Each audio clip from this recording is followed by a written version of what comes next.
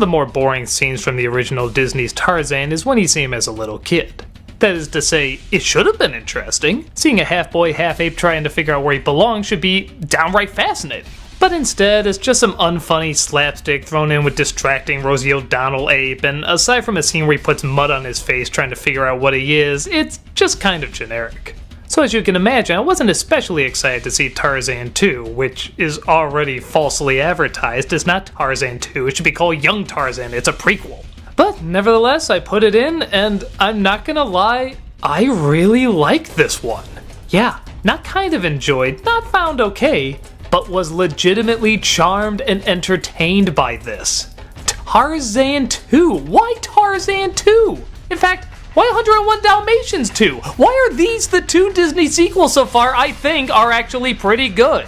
These films should be nothing, but they're actually really delightful. The story, like I said, focuses on Tarzan when he was a little boy. He's once again finding it hard to fit in and figure out where he belongs, but things get even tougher when he's separated from his family and they think he's dead. Convinced that his family and his mother would be better off without him, he leaves the tribe to try and figure out where he belongs. Along the way, he comes across some colorful characters. A pair of brothers played by Ron Perlman and Brad Garrett, their mother played by Estelle Harris, and an old ape pretending to be a monster played by George Carlin. He befriends the old ape and makes a deal that if he keeps convincing everybody that he's a monster, he'll help find out what he is. While that's going on, Turk, the elephant, and his mother all are trying to find him, while also trying to escape some beautiful but deadly landscapes. So the important thing to emphasize about this one is that it is a smaller story. It takes place when he's a little kid, so there's a lot of little kid stuff, there's a lot of slapstick, there's a lot of cute humor, but as slapstick and little kid stuff goes, it's really quite charming.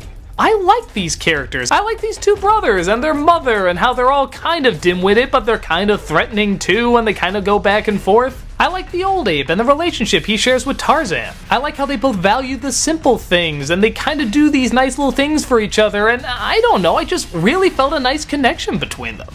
And speaking of which, that's all the movie really is. It's just watching these really good connections work off of each other.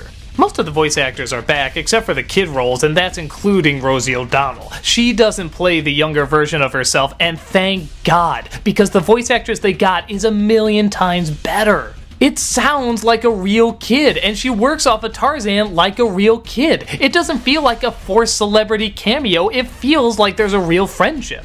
The turmoil Tarzan has to go through is really well done. This is the kind of stuff I wanted to see in the original movie. Now, don't get me wrong, we do get a little bit of it when he's an adult, but this movie tends to dive more into it. The whole film is about him trying to find his identity. That's his goal. That's the beginning, middle, and end. In the other movie, you got this bad guy who's trying to kill all the gorillas, and you got him just doing some dumb comedic stuff with Rosie O'Donnell, and yeah, I liked it and it's a bigger story, but it didn't always work. There were a lot of times where it fell short and it felt a little forced. Here, everything kind of flows very naturally. There's no one bad guy, there's no forced musical numbers, there's no awkward comedy. Everything that needs to be done is done perfectly in serving the story.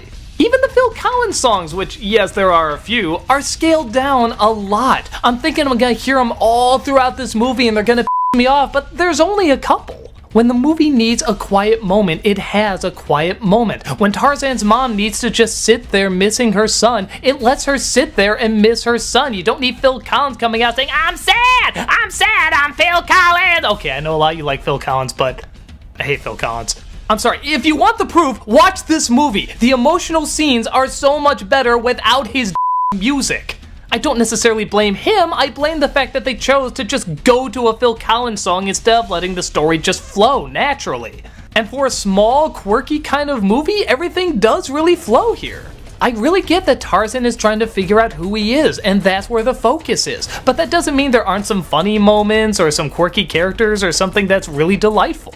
Now, does that make it better than the first one? Well, first of all, it's amazing I'm asking that at all, but that's a little trickier because the first one is a bigger story. It's supposed to be big and grand and epic, and well, this is him as a kid, and it's supposed to be smaller and cute, but it does it so well that I really wish it was in the first film, and I get it, time constraints, you can't do this, but on the other hand, I have no problem believing that this is part of the story. It's not like in Lion King 1.5 where you don't really believe Timon and Pumbaa were really there doing that stuff, they just kind of shoehorned it in. It really feels like this was a part of his life growing up. And it's acted well, and it's animated well. The drawings, unlike Mulan 2, felt like they could do the slapstick stuff well and the emotional stuff just as great. In some respects, I would almost rather watch this than the original. Again, I'm not saying it's necessarily better, I'm saying it screws up less than the first one. There's so many times in the first film I remember rolling my eyes like, oh, we're doing this thing. We were going so well, couldn't we do this instead of that? But here, it does everything that it's supposed to do, and even taking this story that, yeah, we've kind of heard a few times before, but the way they tell it, it seems like you're hearing it for the first time.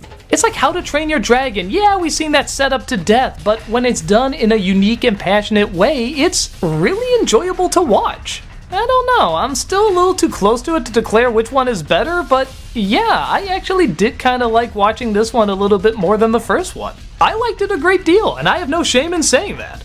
I like the characters, I like the animation, I like the story, I like the backgrounds, I like the acting, I like the music. It's just good. It's a good Disney sequel. I don't know why it's this and 101 Dalmatians 2, but both of these I wouldn't mind seeing again. I'm sure a lot of people are going to disagree with me, and that's fine, but from my point of view, this is a movie I could swing in to watch again.